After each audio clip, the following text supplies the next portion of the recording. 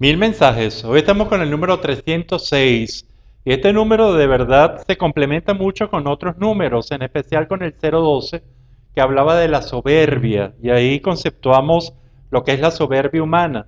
Y en este vamos a trabajar en el 306 el manejo de la soberbia. ¿Cómo hace alguien para manejar la soberbia, para manejar ese estado de superioridad de que tiene alguna personalidad, tanto en su conducta como en sus emociones, como incluso en sus conocimientos, e incluso, y es digno de estudiar, quien siente soberbia con sus valores, es decir, que con sus valores piensa que sus valores son los válidos y los valores de otros no lo son o son menos importantes. Y esto requiere de todo un estudio porque probablemente se caen muchas contradicciones en cualquiera de ellos, pero especialmente en el de los valores. Cuando uno entra en la lucha contra la soberbia y después de conceptuar esta soberbia como lo que dijimos, ese estado de superioridad, reconocemos que la soberbia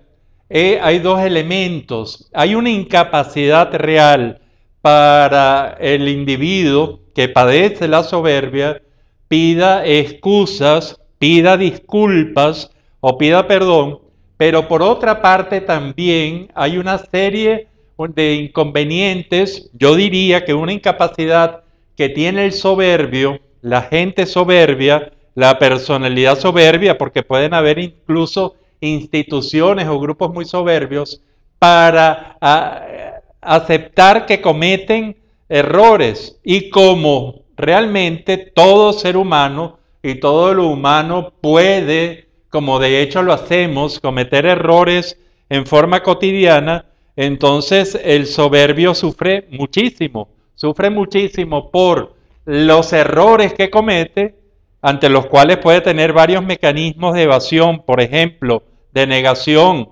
pero también sufre por las consecuencias de no saber pedir excusas, de no saber pedir disculpas y más aún de no saber pedir perdón cuando ha cometido alguna falla realmente intencional, con todos sus elementos de superioridad. Entonces vamos rápidamente a cómo se puede luchar contra la soberbia. Y hablamos de la soberbia propia. Cuando uno, en cualquier acción de su vida, en cualquier parte de su vida, por muchísimas causas y a lo mejor buscando algunas consecuencias con el ejercicio de esta superioridad, caemos en la soberbia. ¿Cómo luchar contra esta soberbia? Y yo creo que lo fundamental es primero valorar el autoconocimiento que uno tenga de sí mismo. Eso es fundamental. El autoconocimiento. Y así como evaluamos, como lo hace el soberbio genuino y que se da cuenta de todas sus capacidades o de lo que cree sus capacidades y sus fortalezas y no se da cuenta de cuántas debilidades tiene, es decir, hace ejercicio únicamente de la conciencia de sus fortalezas, más no de sus debilidades, realmente un buen proceso de autoconocimiento, probablemente promovido por las consecuencias de una crisis de soberbia, de una actitud de soberbia, puede generar entonces el clima ideal para con uno someterse a una reflexión y uno preguntarse con toda la valentía, diría necesaria, preguntarse por qué fui soberbio, cómo fui soberbio, cómo lo demostré, para qué fui soberbio.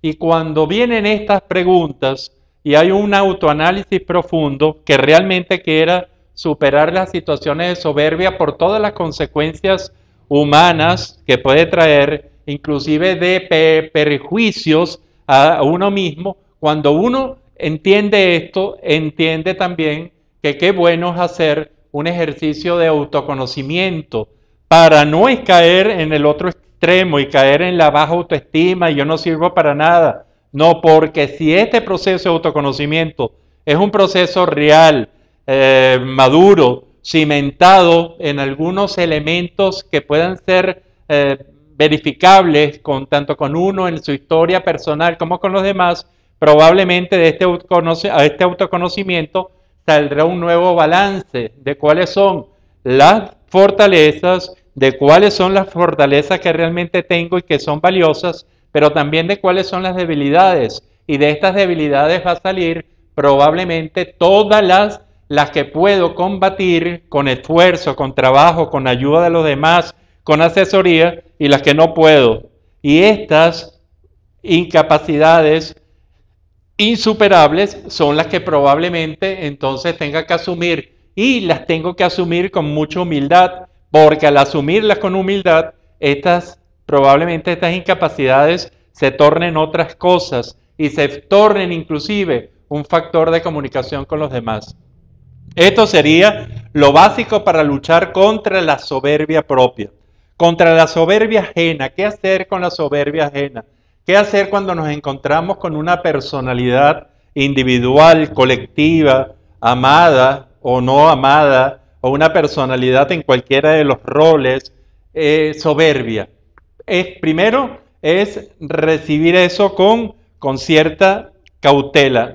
Primero viendo si es netamente personal, si está únicamente dedicada a mí, que significaría otra cosa, o si es una reacción defensiva u ofensiva frente a una realidad.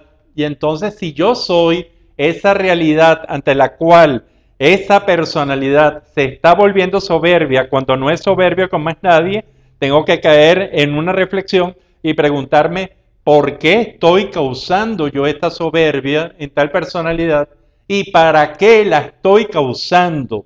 ¿Será de verdad que es una soberbia o yo la estoy interpretando como una soberbia? Cuando nos enfrentamos así a la soberbia ajena, empezamos a darnos cuenta que realmente lo que más funciona con la soberbia es no tomarlo como nada personal todo el tiempo.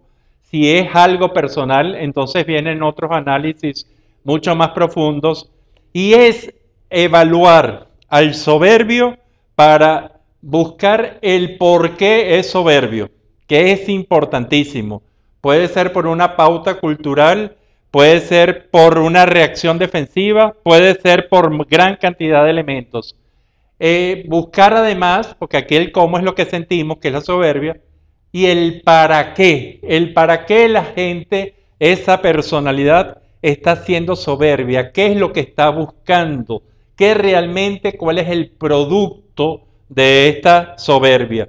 Cuando llegamos a esto, probablemente tengamos un nivel de conocimiento de la soberbia, de la conducta de la otra parte, que nos hará fundamentalmente entender el por qué y el para qué es soberbio, y de esta forma comprender y no engancharnos en una pelea en donde tu soberbia lo que está haciéndome es dañándome mi autoestima, mi autoconfianza, y hacer de esto un núcleo más de conflicto que va, por supuesto, inclusive al agravar la soberbia del otro, puede generar y disparar una soberbia propia, lo cual sí es realmente muy inconveniente, porque la lucha de dos soberbios es generalmente una lucha muy difícil, aparte que es una lucha además muy estéril, siempre, jamás,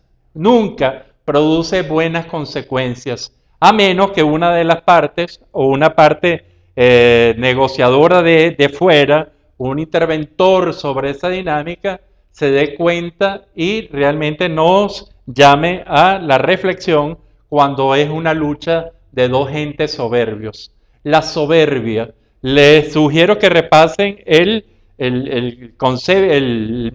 mensaje número 012 de nuestra serie, y con este realmente vamos a entender más de cómo es la soberbia, por qué se genera, para qué se genera, cómo se demuestra, y sobre todo, que es el objetivo de este mensaje, en la forma de enfrentar a la soberbia. Este es el mensaje número 306 de los 1000 mensajes, y los dejo con este hermoso cuadro. Es un cuadro que realmente me encanta, yo considero que es una gran obra de arte, esta obra de Diana Nassif de Blanco. Es un retrato hermosísimo. Los dejo con este retrato. Usted puede ver pinturas de esta gran pintora venezolana en el Patio Latinoamericano del Arte. Esto queda en la Avenida Los Mangos, cruce con la segunda transversal de la Florida, en Caracas, y usted puede ver ahí en una esquina está, generalmente está con toldos blancos, un espacio muy agradable en el cual usted se puede sentar, se puede parar, se puede disfrutar, conversar con los pintores, algunas veces están ahí y usted realmente pasarla muy bien, un rato muy agradable ahí en el Patio Latinoamericano del Arte.